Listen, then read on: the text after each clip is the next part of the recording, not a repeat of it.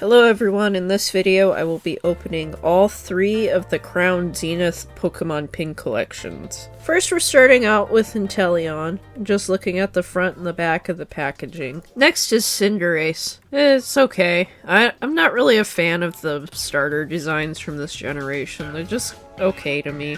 They don't really appeal to me that much. I know a lot of people don't really like Rillaboom, but personally, out of all 3 of the starters, I like him the most. However, for me, the designs for the starters for this generation were just a little weak, in my opinion. I'm sure in 20 years I'll look back on this generation of Pokemon and I'll have a little bit more appreciation for these designs. These pins are pretty high quality, they're very nice, they're hard enamel. So here we have Rillaboom with his Tycho drum. For the promo card, the artist decided to not depict the drum in the art, and it still is a beautiful piece. The composition is delightful, and so is the shading. You didn't like that? I didn't like it either. Guess what?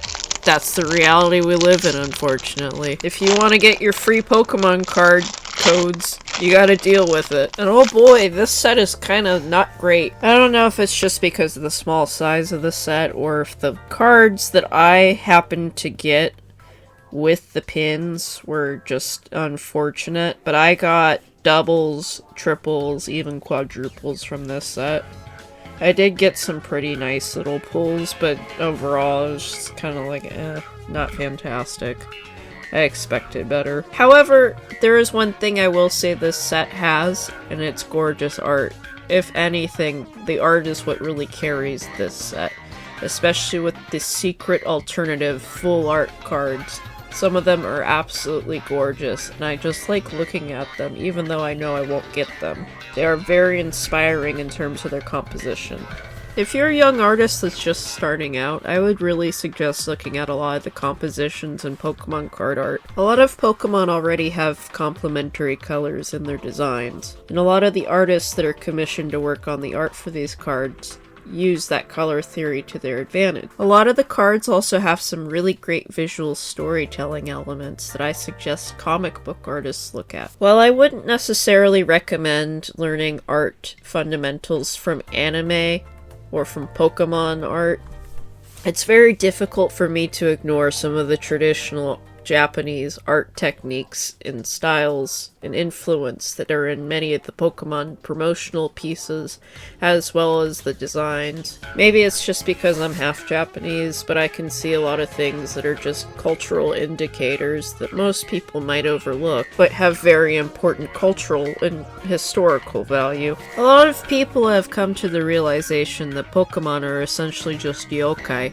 which is pretty cool to me, because as a little kid, most people didn't know what yokai or obake or yurei were at all. I've been thinking about doing an art challenge where I draw 151 of the original Pokemon. I'm not sure quite yet, it would be a pretty long, strenuous process.